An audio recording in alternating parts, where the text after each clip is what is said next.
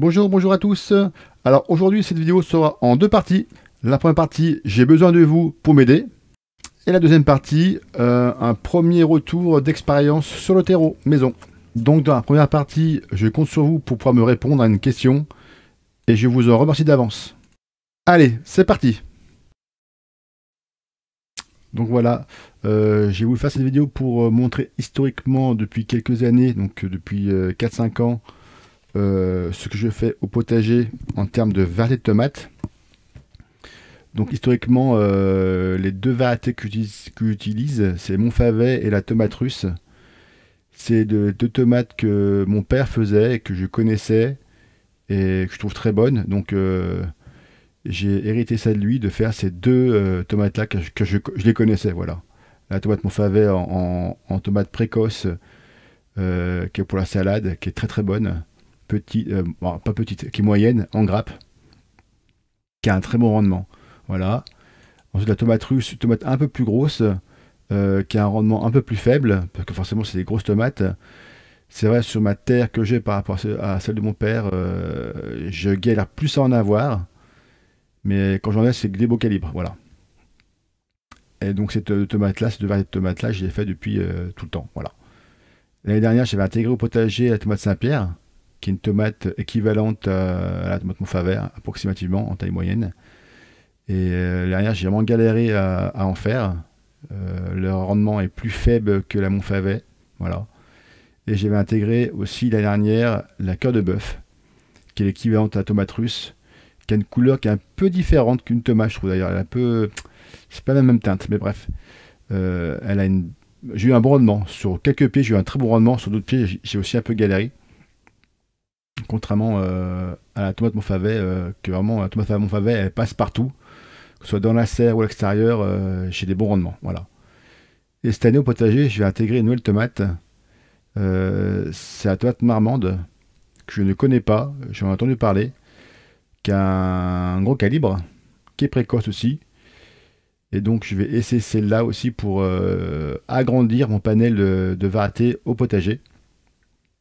Parce qu'on m'a dit que aussi effectivement que certaines tomates s'acclimatent plus ou moins par rapport à la terre et puis par rapport au climat de notre région, de ma région. Bon, ma région, c'est la Savoie.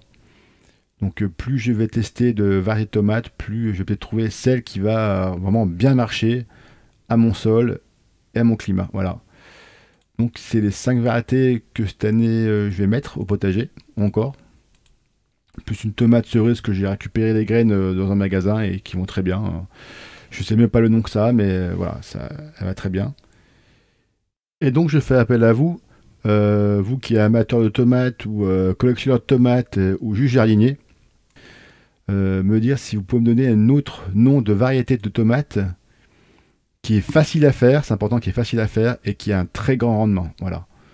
Je veux pas la petite tomate, pas forcément la grosse, je veux la tomate moyenne.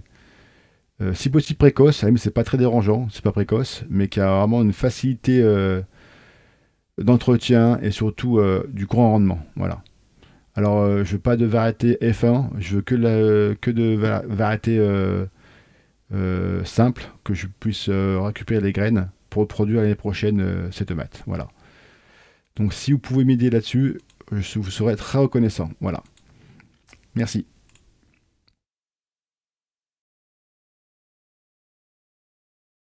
Et donc nous allons attaquer la deuxième partie de cette vidéo. C'est mon test de terreau au potager.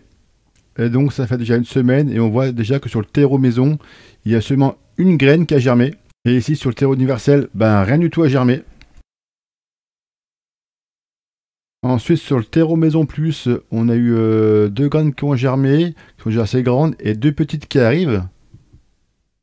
Et donc terreau à semis, là il y a eu 3 qui ont germé et un qui arrive seulement, qui est tout timide. Voilà.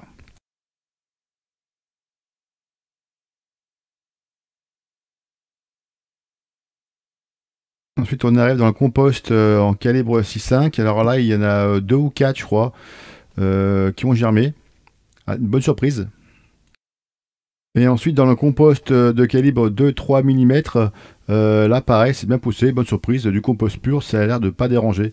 Donc, cet essai, Ouais, j'ai fait une petite erreur, j'aurais dû mettre vachement plus de graines pour voir, pour que ce soit plus flagrant visuellement. Là, c'est pas flagrant, j'ai dû mettre 9 à 10 graines de mémoire, je crois. Donc forcément, s'il y a des graines qui poussent pas, ça marchera pas, c'est un peu dommage. Donc je ferai un autre essai en mettant plus de graines. Et donc l'expérience n'est pas terminée parce qu'on va voir aussi l'évolution de ces petites pousses. Parce que des fois, après le terreau peut être de mauvaise qualité et générer une fonte de semis. Car dans la terre ou le terreau ou le compost, il peut y avoir des champignons qui peuvent attaquer ces petites pousses de tomates. Et donc les semis peuvent mourir coupés au sol à cause de champignons qui sont internes au terreau ou à la terre. Bref, pour aujourd'hui, la vidéo est terminée. Donc vraiment, je compte sur vous pour m'aider à trouver une variété quand même au potager d'une tomate qui me permettra de faire un grand rendement et sans difficulté. Voilà. Car quand on regarde sur plein de sites internet, tout le monde met tout n'importe quoi et donc on ne sait pas trop à qui se fier. Donc là, je sais que vous êtes bienveillants et donc cette année, je ferai l'essai de la variété que vous m'aurez dit au plus grand nombre au potager. Et dessus, je pourrai faire un retour d'expérience. Allez, sur ce, je vous laisse. Bye bye.